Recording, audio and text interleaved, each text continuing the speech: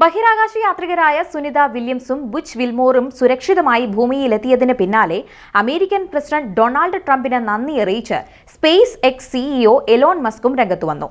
Space X NASA team അംഗങ്ങളെ അഭിനന്ദിച്ച അദ്ദേഹം ദൗത്യത്തിന് വലിയ മുൻഗണന നൽകിയ തന്റെ സുഹൃത്തും US പ്രസിഡന്റുമായ ഡൊണാൾഡ് ട്രംപിന് നന്ദി അറിയിക്കുന്നതായും അദ്ദേഹം എക്സിൽ കുറിക്കുകയായിരുന്നു. ട്രംപ് നൽകിയ വാക്ക് പാലിച്ചെന്ന് വൈറ്റ് ഹൌസും ഔദ്യോഗിക സോഷ്യൽ മീഡിയ പ്ലാറ്റ്ഫോമിൽ കുറിച്ചു. കഴിഞ്ഞ വർഷം ജൂൺ 5-ന് നാസയുടെ ബോയിംഗ് ക്രൂ ഫ്ലൈറ്റിലാണ് ബഹിരാകാശ യാത്രികരായ സുനിത വില്യംസും ബുച്ച് വിൽമോറും ബഹിരാകാശത്തേക്ക് എത്തിയത്. മുൻ നിശ്ചയിച്ച പ്രകാരം ഭ്രമണപഥത്തിലെ ലബോറട്ടറിയിൽ അവർക്ക് 8 ദിവസം മാത്രമേ ചെലവഴിക്കേണ്ടിയിരുന്നുള്ളൂ. എന്നാൽ സ്റ്റാർലൈനറിലെ സാങ്കേതിക പ്രശ്നങ്ങൾ കാരണം മടങ്ങിവരവ് നിരവധി തവണ മുടങ്ങി. സുനിത വില്യംസും ബുച്ച് വിൽമോറിനെയും വഹിച്ചുകൊണ്ടുള്ള നാസയുടെ ക്രൂ 9 സ്പേസ് എക്സിന്റെ ഡ്രാഗൺ ബഹിരാകാശ പേടകം പുലർച്ചെ 3:27-ന് ഫ്ലോറിഡയിൽ വിജയകരമായി കടലിൽ ലാൻഡ് ചെയ്യുകയായിരുന്നു.